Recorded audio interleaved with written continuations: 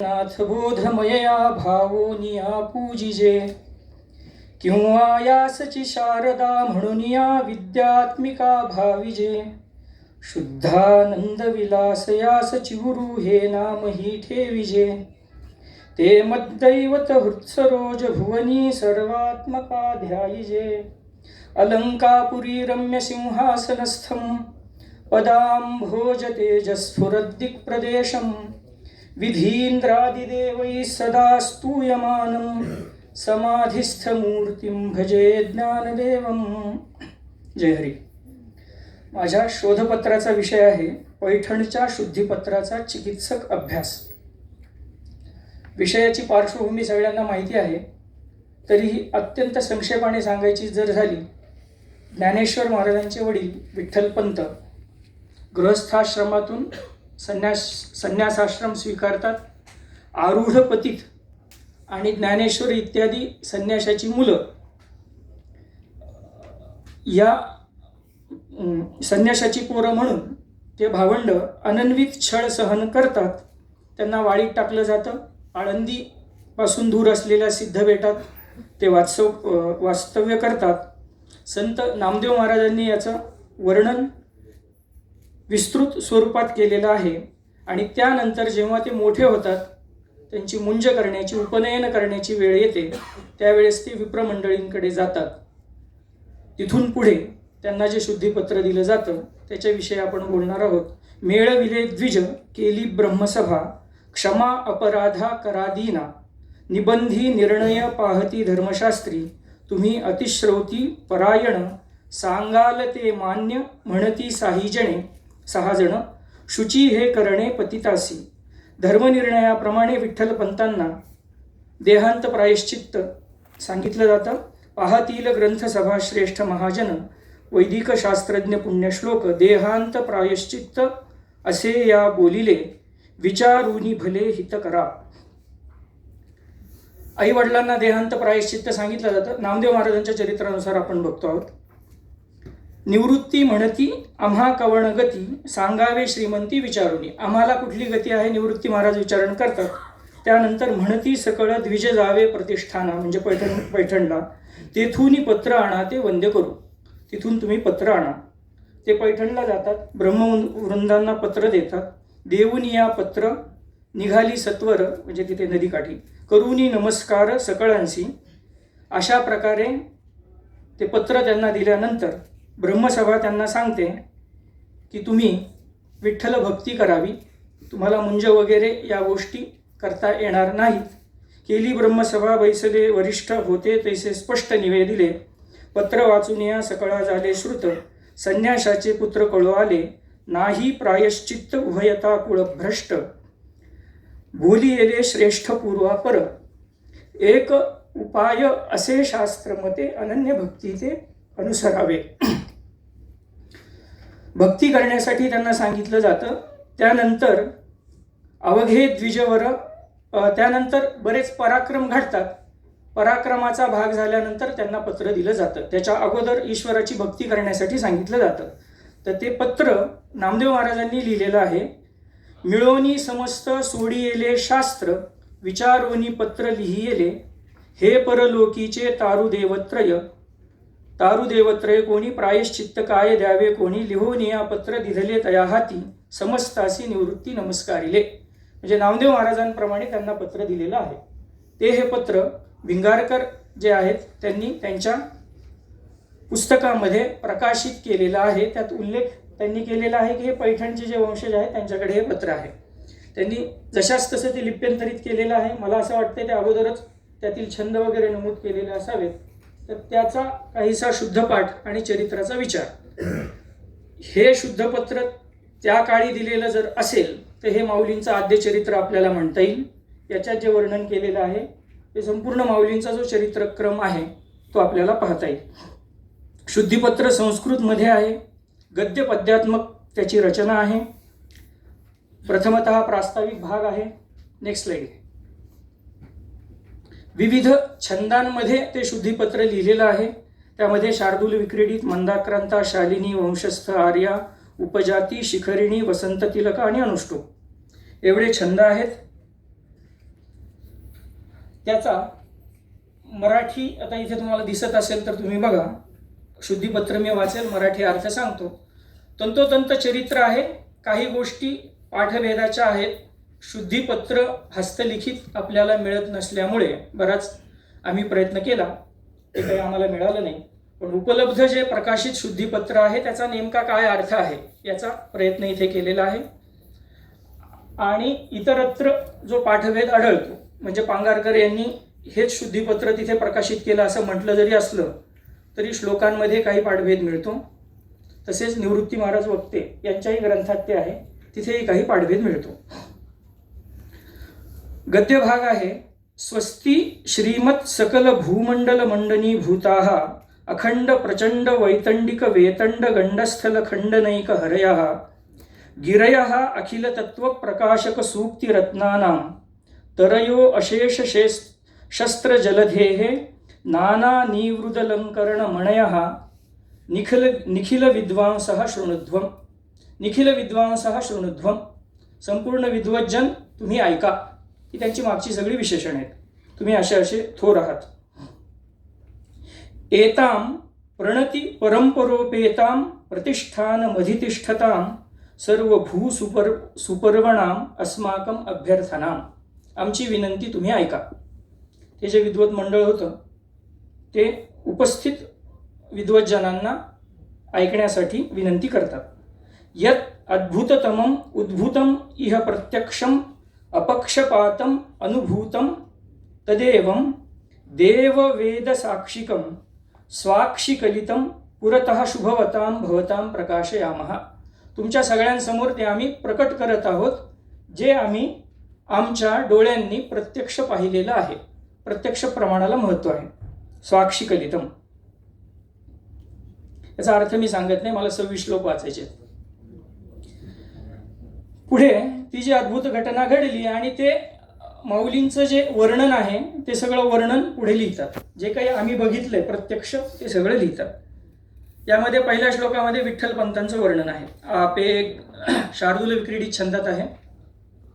आपे ग्राम निवासी आजुषवरो गोविंद पंताभिधो विप्रः कश्चन सत्पुरश्चरणतः श्रीवेदमातुस्सुतं लेभे विठ्ठलपंत नामकमसौ जातोपनीतिर्गुरो संप्राप्तो निगमागमान समगमत सत्तीर्थसार्थेच्छया. असा पाठ आहे.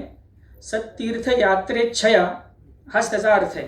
सार्था इच्छा असाही अर्थ होऊ शकतो. ॲक्च्युली अर्थ फक्त आपेगाव निवासी यजुर्वेदी गोविंदपंत नावाच्या कोण्या एका ब्राह्मणास वेदमातेच्या गायत्रीच्या अनुष्ठानामुळे विठ्ठलपंत नावाचा मुलगा झाला.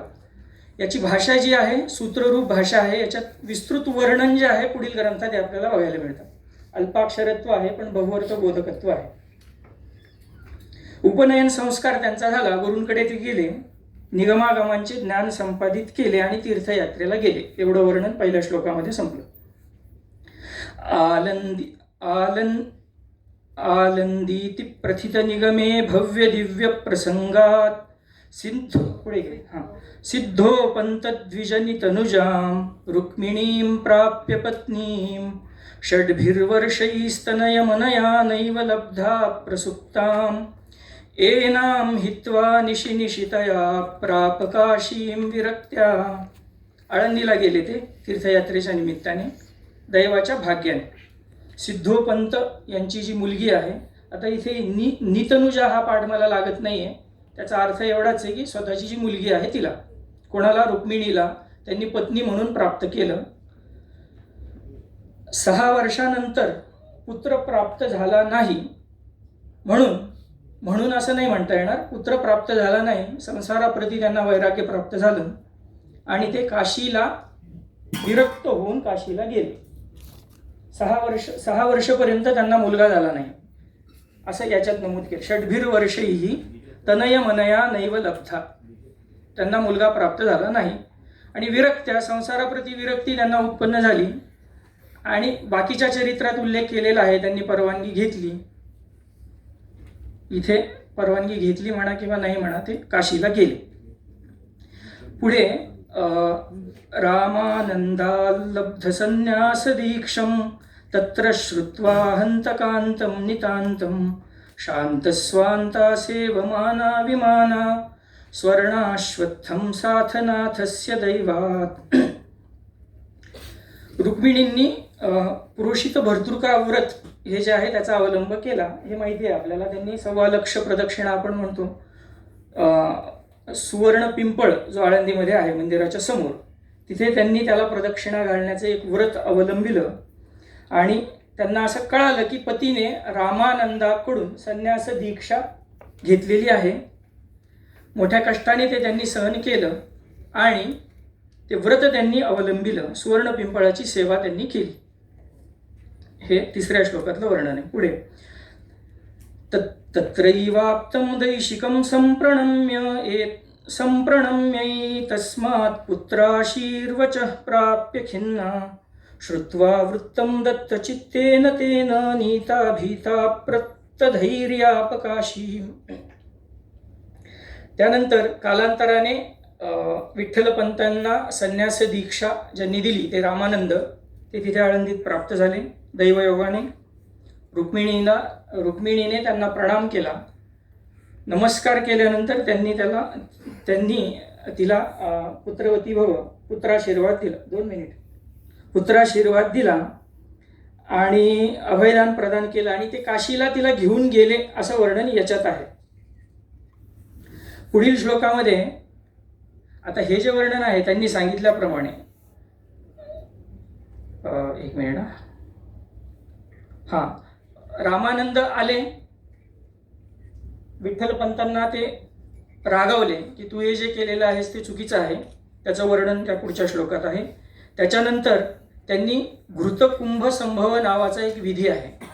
त्या विधीनुसार तू जे केलेलं कृत्य आहे त्याला हेतू दिलेले आहेत त्यांनी, की तुला पुत्र प्राप्त नव्हता, पत्नीची तू परवानगी घेतलेली नाहीस, त्यामुळे हे जे कृत्य केलेलं आहेस ते चुकीचं आहे आणि त्यामुळे तू गृहस्थाश्रमाचा परत अंगीकार करावास. मी तुझा घृतकुंभ संभव केलेला आहे असं त्यांनी स्पष्ट. मया ज्ञयातो 6वा श्लोक. मया ज्ञयातो घृतकुंभ संभव हा विधी तिथे दिलेला आहे. स्वजात कर्मादि विधान संस्कृत हे त्यांची विशेषण आहे. तू असा असा आता आहेस त्यामुळे तू गृहस्थाश्रम स्वीकारू शकतोस. पुढे इथे थोडासा छंदोभंग आहे. मया ज्ञयातो घृतकुंभ तिथे आहे ना, पुत्रकांश 3 इथे छंदोभंग आहे. वंशस्थ वृत्तातलं हा श्लोक आहे. पुढे आर्यावृत्तामध्ये 1 ते 11 श्लोक आहेत. याच्यामध्ये गुरुआज्ञेचे पालन, गृहस्थाश्रम स्वीकार त्यांनी केला. यतीपती झाला, संन्यासी होते, पती झाले म्हणून परत त्यांचा बहिष्कार केला गेला. बहिष्कृत करण्याची कारणं त्यांना ते बरीच कारणं दिलेली आहेत त्यांनी. पुढे जाऊन त्यांना पुत्रप्राप्ती झाली. म्हणजे या 6 श्लोकांमध्ये उपनयन संस्कारासाठी याचना केली गेली. स विठ्ठलो विप्रवरैरगादी कापी प्रतिष्ठान पुरेत्र तस्मात् शुद्धिं प्रतिष्ठान पुरे लभस्व निवेद्य सर्वं स्वकृतं विगर्वम.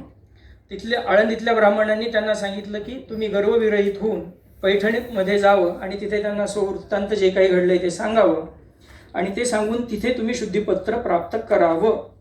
आता त्यांनी जे म्हटलं ते पुत्रही समम स्वथ समम स्वचित्तम. विठ्ठलपंत मुलांसहित पैठणला तिथे गेले. इतर चरित्रांमध्ये हे वर्णन थोडंसं वेगळं आहे. त्यांनी अगोदर देहांत प्रायश्चित्त घेतलं. मी अगोदर सांगितल्याप्रमाणे निवृत्तीनाथांनी आता आम्ही काय करावं असं विचारल्यानंतर त्यांना हे शुद्धीपत्र दिलेलं आहे. इतरत्र इथे वर्णन आहे ते बरोबर होते. विठ्ठलपंतांचे मामा कृष्णाजी यांच्याकडे ते थांबले. ते थांबल्यामुळे ब्राह्मणांनी परत श्राद्ध प्रसंगी कोणीही तिथे गेलं नाही. तर माऊलींनी तिथे स्वर्गातून पितरांना आमंत्रित केलं असा उल्लेख पुढील श्लोकात आहे. 15व्या श्लोकामध्ये, तो मी आता वाचत नाही. 16व्या श्लोकामध्ये विप्रगणांनी हे सगळं पाहिलेलं होतं, त्यामुळे माऊली कसे ब्रह्मस्वरूप आहेत त्यांची विशेषणं छान तिथे दिलेली आहेत त्यांनी 16व्या श्लोकामध्ये. 17व्या श्लोकांमध्ये गोदातटीच्या तीरी ते गेले असताना काही ब्राह्मणांनी तिथल्या त्यांचा उपहास केला व त्यांच्या नावावरून त्यांना चिडवलं, उपहास केला. व तुमचं ज्ञानेश्वरस्थम यदि वास्तवोसी न वास्तवोयम फक्त तुझं स्तव म्हणजे नावच आहे का तू खरा ज्ञानेश्वर आहेस? तर त्यानंतर तिथे जर तसं असेल प्रताडितेस्मिन् महिषे प्रतोदैस तवापि गात्रे भविताप तदंकहा. महिषाला मारलं असता ते चिन्ह तुझ्याच अंगावर उमटली पाहिजेत. तिथे काहीतरी चर्चा झालेली असेल, ब्रह्मस्वरूपाची चर्चा, अद्वैत वेदांताचं प्रतिपादन असावं आणि हा आणि तू एकच जर आहेत तर ते तुझ्या पाठीवरती अंकावरती दिसायला पाहिजे. त्याच्यानंतर रेड्याच्या मुखातून वेदपठण हे घडलं 20व्या श्लोकामध्ये. 21व्या श्लोकामध्ये वेदपठण घडलं, समक्षम सर्वेशाम वगैरे वगैरे. शुद्धिपत्र समर्पण 22वा श्लोक आपण 1-2 मिनिटात संपवतो. एवं विधानि विविधानि विलोकितानि ज्ञानेश्वरस्य चरितानि महाद्भुतानि विप्रास्ततोत्र मिलिताः सकला विशुद्धेः पत्रं पवित्र हृदयेन समर्पयामः. आणि त्यांनी सकला विशुद्धे हे विशेषण तिथेही महत्त्वाचं आहे. विलोकितानी हे महत्त्वाचं आहे. आम्ही ही सगळी प्रत्यक्ष चरित्र बघितलेली आहेत आणि हे पत्र विशुद्ध हृदयाने, आणि इतरत्र अभंगांमध्येही तसं वर्णन आहे. ज्ञानेशो भगवान विष्णुर्निवृत्तिर्भगवान हरः सोपानो भगवान ब्रह्मा मुक्ताख्या ब्रह्मचित्कला. आता ह्याच्यात हा श्लोक नाही आहे. भिंगारकरांनी जे शुद्धिपत्र प्रकाशित केलेलं आहे, याच्यात हा आहे. पुढे पांगारकरांनी जे शुद्धिपत्र दिलं त्याच्यात हा श्लोक नाही आहे, पण ॲडिशनल 2 श्लोक आहेत अजून. ठीक आहे, पण पांगारकर हा उल्लेख करतात की मी भिंगारकरांनी प्रकाशित केलेलं जे शुद्धिपत्र आहे तेच इथे देतोय आणि पुढे पुढे तेच पत्र आहे मला असं वाटतंय. आणि पुढे जाऊन मी सांगतो 1-2 मिनिटात तो. ज्ञानेश्वर स्मरणत स्मरणेन मुक्तान मुक्ताग्रजोयमखिलान खलु कर्तुम इष्टे. ही त्याची फलश्रुती आहे. माऊलींना निंदा करू नये वगैरे वगैरे वगैरे त्याच्यात आहे. शुद्धिपत्राचा काळ ज्याला पुष्पिका आपण म्हणतो ते 2 श्लोक पण भिंगारकरांच्या शुद्धिपत्रात ते नाही आहेत. पांगारकरांनी ते दिलेले आहेत, पुढे वक्ते महाराजांनी पण दिलेले आहेत. निध्यंबर यमक्षोणी संयुते शालिवाहने माघे शुक्ले च पंचम्यां सर्वजिन्नाम संवत्सरे. माघ शुक्ल पंचमी शके 1209. 1212 ज्ञानेश्वरी लिहिली. 1209ला हे शुद्धिपत्र पैठणमध्ये. कोणी लिहिलं? बोपदेवेन ग्रथितम शुद्धिपत्रम समर्पितम. बोपदेव हे मुख्य आहेत, त्यांचा अधिकार आहे. त्यांचे विविध ग्रंथ आहेत, 22 ग्रंथ आहेत मला वाटते त्यांचे, तर त्याच्याविषयी मी बोलत नाही. बोपदेव. आणि तिथे त्यांनी उल्लेख केलेला आहे. ॲक्च्युली त्यांनी जर सह्या दिलेल्या असत्या तर आपल्याला मदत झाली असती. भिंगारकरांनी लिहिले की त्या शुद्धिपत्रामध्ये सह्या होत्या आणि त्या सह्या त्यांनी विस्तार भयात तिथे दिलेल्या नाही आहेत, पण पैठणच्या वंशजांकडे हे शुद्धिपत्र आहे असं त्यांचं म्हणणं आहे. थोडंसं मागे आता इथे नाही, पुढची शुद्धिपत्रांमध्ये भिंगारकर यांनी लिहिलेलं शुद्धिपत्र आहे, त्याच्यात 24 श्लोक आहेत. पांगारकर यांनी तो श्लोक दिला मी सांगितलं. हे 2 जे श्लोक आहेत ज्याच्यात पुष्पिका आहे ते श्लोक पांगारकरांच्या याच्यात आहेत, भिंगारकरांच्या याच्यात नाही आहेत. निरंजन माधव विरचित ज्ञानेश्वर विजय या ग्रंथामध्ये मंगल श्लोक म्हणून हा श्लोक आढळतो. फक्त मुक्ताख्या ब्रह्मण कला हा पाढभेद तिथे आहे. हे शुद्धिपत्र झालं, याचा धावता अर्थ झाला. याच्यावर वारंवार चिंतन केलं पाहिजे, तौलनिक अभ्यास केला पाहिजे. तो अभ्यास करण्याचा प्रयत्न आपण करणार आहोत. याचा अन्वय अर्थासहित आपण हे प्रकाशित करणार आहोत. याच्यात ज्ञानेश्वर महाराज जर एवढे श्रेष्ठ होते तर त्यांना याची गरज होती का? याच्यासाठीचे पुढच्या फक्त माऊलींच्या ओव्या, त्याच्यावरून त्यांचं मत आपल्याला लक्षात येईल आणि मी थांबेल. येथ वडील जे जे करीती तया नाम धर्म ठेविती तेची येर अनुष्ठिती सामान्य सकळ हे ऐसे स्वभावे म्हणून कर्मन संडावे विशेषे आचरावे लागे संती. निवृत्ती महाराज आणि ज्ञानदेव महाराज यांचा संवाद. निवृत्ती महाराज म्हणतात की याची काही गरज नाही आहे आपल्याला, आपण या स्थितीला प्राप्त झालेलो. त्याच्यानंतर माऊलींचे पण काही अभंग आहेत की हे यद्यदाचरिती श्रेष्ठ इत्यादी न्यायाने हे आपल्याला केलं पाहिजे. तर अशा प्रकारे या शुद्धिपत्राचा माऊलींचं आद्य चरित्र म्हणून आपण प्रचार प्रसार करावा यथोचित आणि योग्य मार्गाने. धन्यवाद.